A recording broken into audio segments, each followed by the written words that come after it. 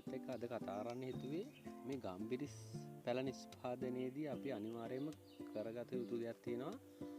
ගම්බිරිස් දඬු තැම්පත් කරලා මාස දෙකක් දෙකමාරක් වගේ යද්දී අනිවාර්යයෙන්ම මෙන්න මේ මට්ටමට වර්ධනය වෙනවා තවාන. මේ ඔයාලට දැන් පේනවා ඇති එක දවසේම ගහපු දඬු වල නමුත් මේකේ අංකුරයක් චූටි අංකුරයක් ඇවිල්ලා තියෙනවා. නමුත් ඊට වැඩිය වර්ධනය වෙලා තියෙනවා මේක. ඊටත් වැඩිය වර්ධනය වෙලා තියෙනවා මේක. එතකොට මේක ඒ සමාන වර්ධනය වෙලා තියෙනවා. එතකොට ඒකාකාරී විදියට මේක පැල ටික ඇවිල්ලා නැහැ. ඒක අනිවාර්යෙන් එන්නේ නැහැ. එහෙම 100%ක්ම එහෙම එන්නේ නැහැ. අපි මාස දෙකක් වගේ දෙකමාරක් යද්දී අපිට මෙන්න මේ විදියට පැල ටික ආවට පස්සේ අපි කරන්න ඕනේ යාළුවනේ මේ පැල ටික මෙහෙමම තියෙන දෙන්න හොඳ නැහැ. එතකොට මේකෙන් මේක වැහෙනවා. නමුත් මේ යටින් එන මුල් මේ බිමින් එන මුල් මේවට යනවා. එතකොට අපි මේක දැන් කැඩීමකට ලක් කරන්න ඕනේ. පොළ අණුව වර්ගීකරණය කරන්න ඕනේ. අපි හිතමුකෝ දැන් මේකේ තියෙන්නේ අංකුරයක්වත් නැහැ මේ. නමුත් මේකේ තියෙනවා. මේකේ කොළයක් සම්පූර්ණ වෙලා තියෙනවා. නමුත් මේකේ කොළ හොඳටම දෙකක් වගේ ඇවිල්ලා තියෙනවා මේ. දැන් මේක ඊටත් වැඩි ඇවිල්ලා තියෙනවා. අපි යාළුවනේ කරන්න ඕනේ මාස දෙකක් දෙකමාරක් යනකොට මේක තනිකර කඩන්න ඕනේ. කියන්නේ මේ තවාන වෙන් වශයෙන් කරන්න ඕනි. ඉතින් මම ඔයාලත් එක්ක කතා කරන්නේ හැම දෙයක්ම මා කරගන්න ආකාරය වගාවන් සම්බන්ධව කියන්නේ පැල නිෂ්පාදනය හැම දෙයක්ම මම කරගන්න ආකාරය ඒ විදිහටම කියලා දෙනවා. කරදහය නිෂ්පාදනය මම කරගන්න වගාවන් ක්ෂේත්‍රය සම්බන්ධව සියලුම දේ ඔයාලත් එක්ක කතා කරමු කියපු නිසා තමයි මේ වීඩියෝ එක ගෙන ආවේ. ඉතින් දන්න කට්ටිය ගොඩක් ඇති. නොදන්න කට්ටියට දැනගන්න තමයි මම මේ වීඩියෝ එක කරන්නේ.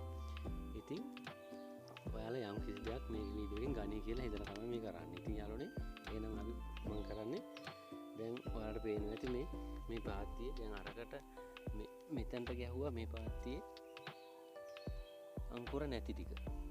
එක තවානකට ගැහුවා අංකුර නැති ටිකයි සාමාන්‍ය අංකුර සාමාන්‍ය චූටි තියෙන ටිකයි එක තවානකට මේ හැඩයට ගැහුවා.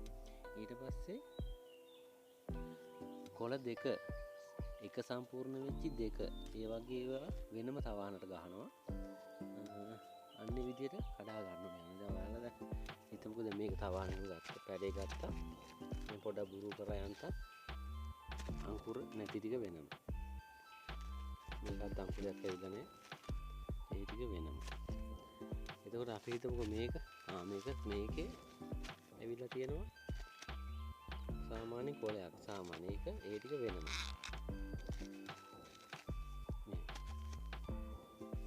අපි හිතමුකෝ දැන් මෙහෙම කඩාගෙන යද්දි එතකොට මේක හොඳටම වර්ධනය වෙලා තියෙනවා. මේ පැල දෙකක් කොළ දෙකක් ඇවිල්ලා තියෙනවා මේ.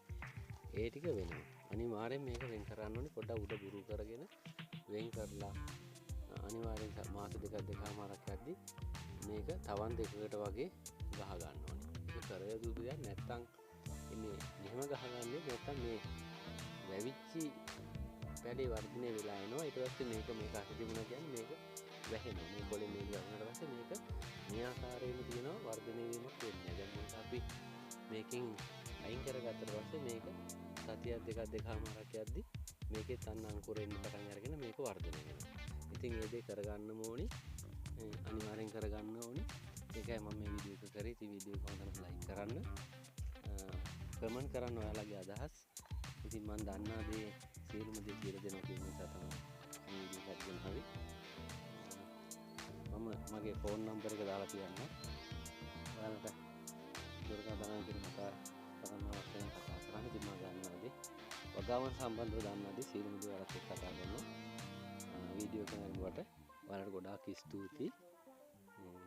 සුබ දවසක් වේවා.